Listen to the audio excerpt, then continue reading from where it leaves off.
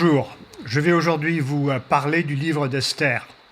Le terme Esther signifie étoile en perse et c'était le nom d'une femme juive dont le terme en hébreu était Hadassah.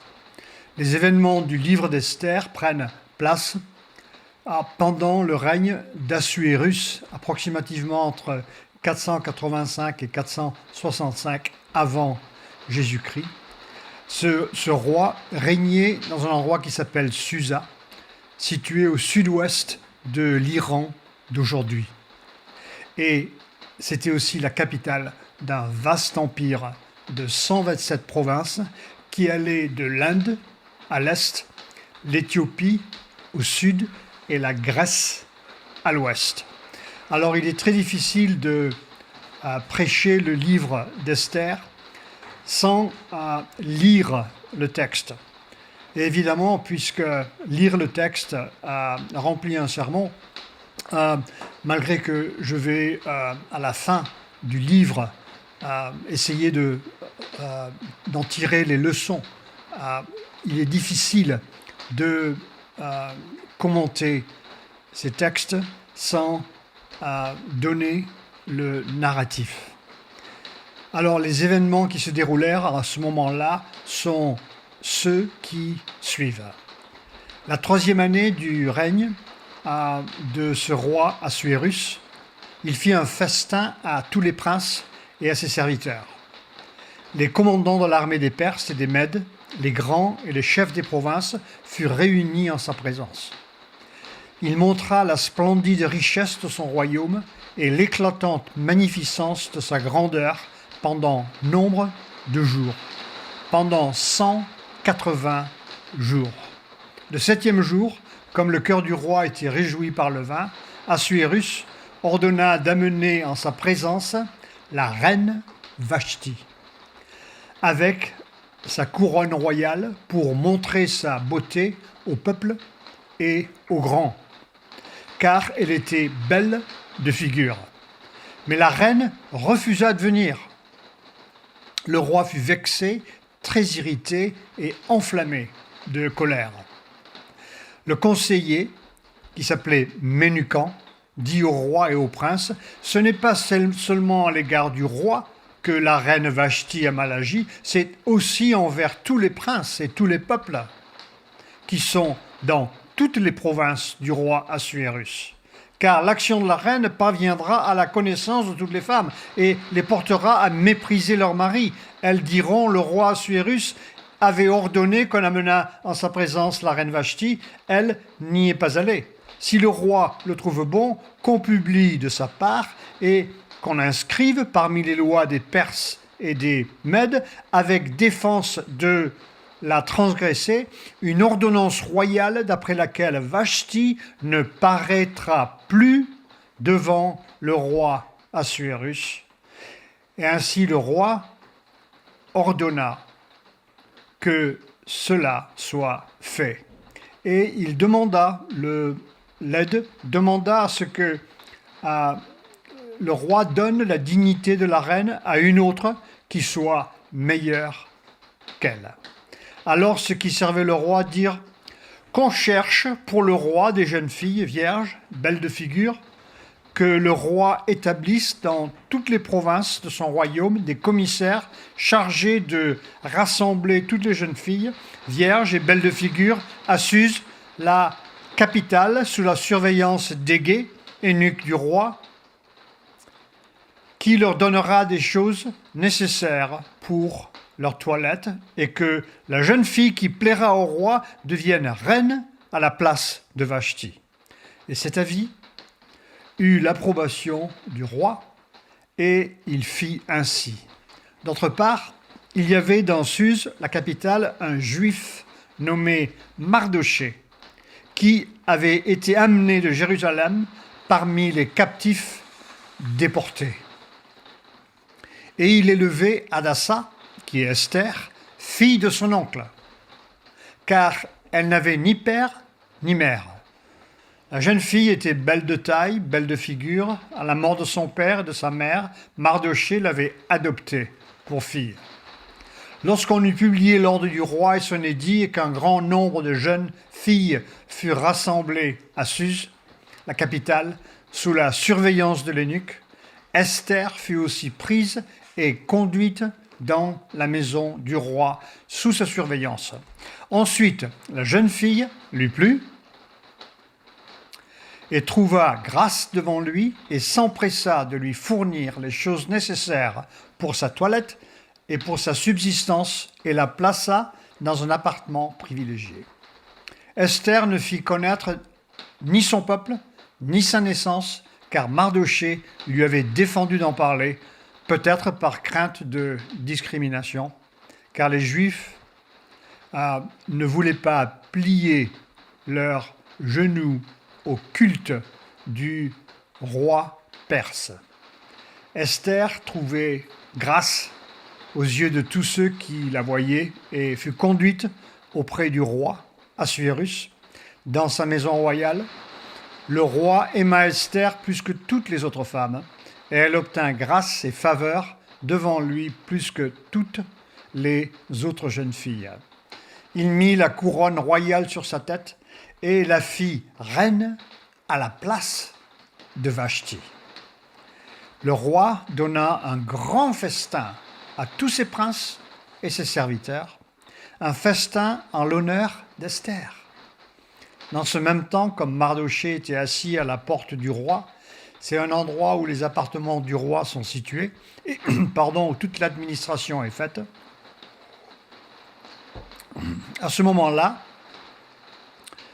deux hommes, Bigtan et Teresh, deux eunuques du roi, des gardes rapprochés du seuil, cédèrent à un mouvement d'irritation et voulurent porter la main sur le roi Assuérus.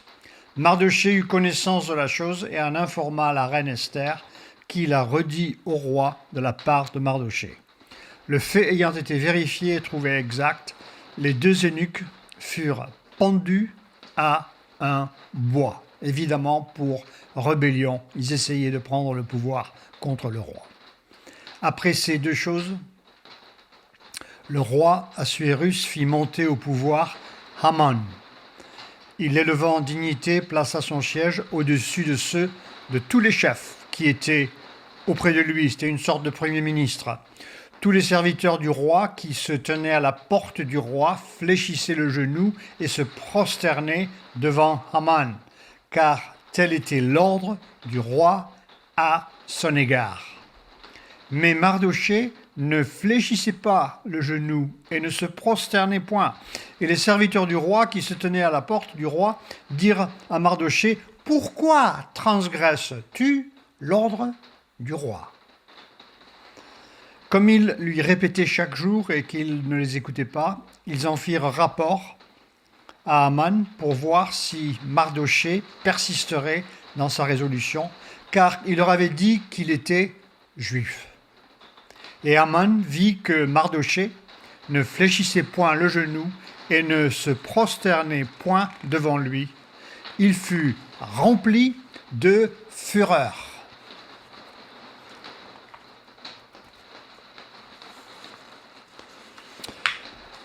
Mais il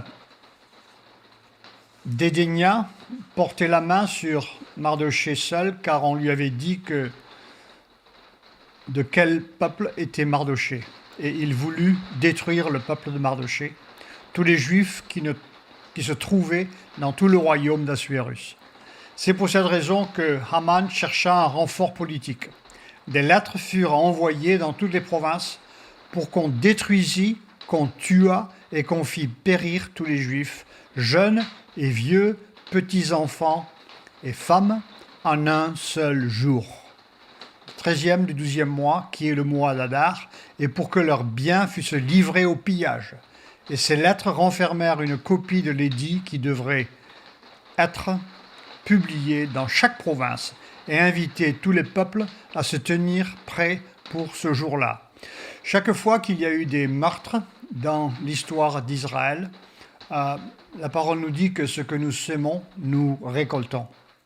Dieu a fait connaître sa foudre. Et il y a un sujet d'actualité aujourd'hui avec certains d'entre vous qui écoutez ne seraient peut-être pas d'accord, c'est le sujet du meurtre de petits-enfants, notamment ce que nous appelons ici communément l'avortement. Et je dois dire que les choses n'ont pas changé avec Dieu. Dès qu'un peuple décide de commettre des avortements en masse, cela attire toujours la foudre de Dieu. Et la nouvelle loi qui vient de passer pour allonger la durée de la vie de l'enfant avant d'être avorté est une indication de l'endurcissement de l'homme et très probablement un fait qui attirera, à mon avis, les foudres de Dieu. Cela semble peut-être un peu radical, mais ce qu'il y a, nous l'avons vu à travers l'histoire de la Bible. On le voit même maintenant, nous voyons comment ces jugements viennent sur la terre, ces jugements viennent même en France, avec des choses qu'on ne connaissait pas avant. Et évidemment, nous sommes coupables d'avoir fauté dans ce domaine. Alors ici, dans chaque province, revenant au texte, partout où ils arrivaient, l'ordre du roi et son édit, il y eut une grande désolation parmi les Juifs. Ils jeûnaient, pleuraient et se lamentaient, et beaucoup se couchaient sur le sac et la cendre. Maintenant, revenant à Esther, les servantes d'Esther et ses eunuques vinrent lui annoncer cela. Et la reine fut très effrayée. Alors Esther appela Hathach, l'un des eunuques, que le roi avait placé auprès d'elle, et elle le chargea d'aller demander à Mardochée ce que c'était et d'où cela venait. Hathach se rendit vers Mardochée, ce dernier lui raconta tout ce qui lui était arrivé et lui indiqua la somme d'argent qu'Aman avait promis de livrer au trésor du roi en retour du massacre des Juifs. Je reviens à nouveau sur le massacre. J'ai parlé avec un pasteur américain qui, évidemment, il est contre les lois sur, je reviens là-dessus à nouveau, sur l'avortement. Alors je lui ai dit, qu'est-ce que tu vas voter aux élections? Et il m'a dit, tu sais, je déteste Trump, mais parce qu'il est contre l'avortement, je vais voter pour lui. Je ne vais pas vous dire pour qui je vais voter, car j'exerce ici mon devoir de réserve. Mais je pensais que vous auriez aimé entendre ce commentaire d'un pasteur américain.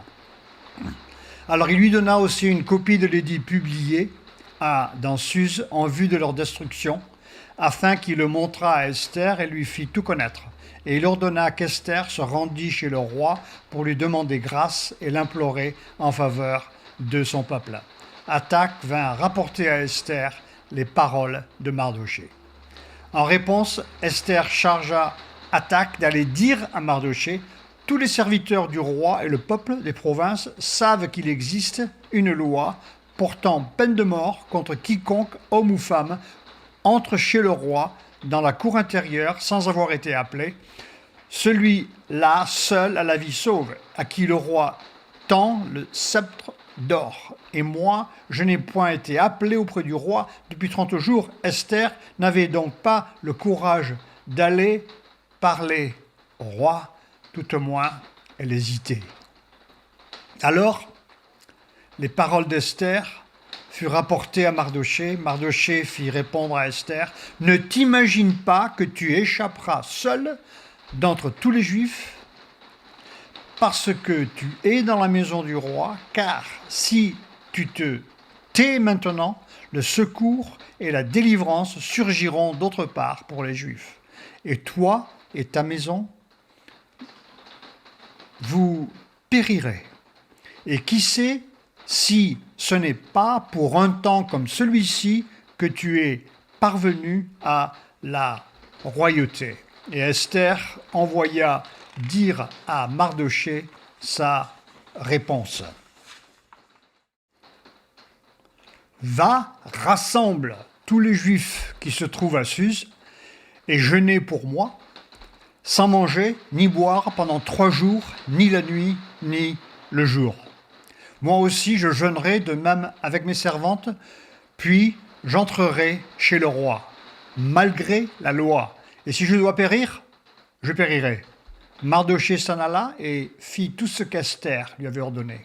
Lorsque le roi vit la reine Esther debout dans la cour, elle trouva grâce à ses yeux. Et le roi tendit à Esther le sceptre d'or qu'il tenait à la main. C'était une invitation. Esther s'approcha et toucha le bout du sceptre, indiquant qu'elle veut dire quelque chose. Et le roi lui dit, « Qu'as-tu, reine Esther, et que demandes-tu ? Quand ce serait la moitié du royaume, elle te serait donnée. » Et Esther répondit, « Si le roi le trouve bon, que le roi vienne aujourd'hui avec Haman au festin que je lui ai préparé. » Et le roi dit, « Allez tout de suite chercher Haman, comme le désire Esther. » Le roi se rendit avec Haman au festin qu'avait préparé Esther. Esther lui demanda, « Voici ce que je demande et ce que je désire. Si j'ai trouvé grâce aux yeux du roi, et s'il plaît au roi d'accorder ma demande et de satisfaire mon désir, que le roi vienne avec Haman au festin que je préparerai. Et demain, je donnerai réponse au roi selon son ordre. » Haman sortit ce soir-là, joyeux, le cœur content, mais lorsqu'il vit à la porte du roi Mardochée qui ne se levait ni ne se remuait devant lui, il fut plein de colère contre Mardochée. Il dit ensuite à son entourage, « Je suis même le seul que la reine Esther ait admis avec le roi au festin qu'elle a fait, et je suis encore invité pour demain chez elle avec le roi. Mais tout cela n'est d'aucun prix pour moi, aussi longtemps que je verrai Mardochée le juif assis à la porte du roi. » Zeresh, la femme d'Aman, et tous ses amis lui dirent, « Qu'on prépare un bois haut de 50 coudées. » La hauteur ici, c'est 25 mètres. « Et demain matin, demande au roi qu'on y pende Mardochée. Puis tu iras joyeux au festin avec le roi. » Et cet avis plut à Haman, et il fit préparer le bois pour la pendaison de Mardochée. Alors cette nuit-là, le roi ne pouvait pas dormir. Et évidemment, c'était très probablement le résultat de la prière et du jeûne. Alors il se fit apporter un livre des annales et on trouva écrit ce que Mardochée avait révélé au sujet de Bitam et Teresh, les 2 eunuques, gardes du seuil, qui avaient voulu porter la main sur le roi Assuérus, les 2 rebelles. Alors le roi dit, « Quelle marque de distinction et d'honneur Mardochée a-t-il reçu pour cela ?» « Il n'a rien reçu, » répondirent ceux qui servaient le roi. Alors le roi dit, « Qui est dans la cour ?» Haman était venu dans la cour extérieure de la maison du roi pour demander au roi de faire pendre Mardochée au bois qu'il avait préparé pour lui. Les serviteurs du roi lui répondirent, « Ah, c'est Haman qui se tient dans la cour. » Et le roi dit qu'il entre. Haman entra. Le roi lui dit, « Ah, que faut-il faire pour un homme que le roi veut honorer ?» Et Haman se dit en lui-même, « Ah, quel autre que moi le roi voudrait-il honorer ?» Et Haman répondit au roi, « Pour un homme que le roi veut honorer, il faut prendre le vêtement royal dont le roi se couvre et le cheval que le roi monte et sur la bête duquel se pose une couronne royale. » Il pensait à lui-même, remettre le vêtement et le cheval à l'un des principaux chefs du roi, plus revêtir l'homme que le roi veut honorer, le promener à cheval à travers la place de la ville et crier devant lui, « C'est ainsi que l'on fait à l'homme que le roi veut honorer. » Le roi dit à Haman, « Prends tout de suite le vêtement et le cheval, comme tu l'as dit, et fais ainsi pour Mardochée le Juif. Vous imaginez Haman qui entend cela? Il avait d'abord le sourire et il entend, faites ça pour Mardochée. Mardochée, mon ennemi. Celui qui est assis à la porte du roi ne néglige rien de tout ce que tu as mentionné. Haman prit le vêtement, le cheval, revêtit Mardochée, il le promena à cheval à travers la ville, et il cria devant lui, c'est ainsi que l'on fait à l'homme que le roi veut honorer. Le roi et Haman allèrent au festin chez la reine Esther. Le roi dit encore à Esther, pendant qu'on buvait le vin, « Quelle est ta demande, reine Esther? Elle te sera accordée. Que désires-tu? Quand ce serait la moitié du royaume, tu l'obtiendras. » La reine Esther répondit, « Si j'ai trouvé grâce à tes yeux, au roi, si le roi le trouve bon, accorde-moi la vie, moi, voilà ma demande, et sauve mon peuple. Voilà mon désir. Car nous sommes vendus, moi et mon peuple, pour être détruits, égorgés, anéantis. Encore si nous étions vendus pour devenir des esclaves et servantes, je me tairais, mais l'ennemi ne saurait compenser le dommage fait au roi. Le roi Assuérus prit la parole et dit à la reine Esther, « Qui est-il et où est-il, celui qui se propose d'agir ainsi ?» Et Esther répondit, « L'oppresseur, l'ennemi, c'est Haman, ce méchant-là. » Haman fut saisi de terreur en la présence du roi et de la reine. Et le roi, dans sa colère, se leva, quitta le festin pour aller dans le jardin du palais. Haman resta pour demander grâce à la vie à la reine Esther, car il voyait bien que sa perte était arrêtée dans l'esprit du roi. Lorsque le roi revint au jardin du palais, dans la salle du festin, il vit Haman qui s'était précipité vers le lit sur lequel était Esther, et il dit, « Serait-ce encore pour faire violence à la reine, chez moi, dans le palais ?» Et dès que cette parole fut sortie de la bouche du roi, on voila le visage d'Haman. La dernière chose qu'Haman a vue, c'est Esther et le roi.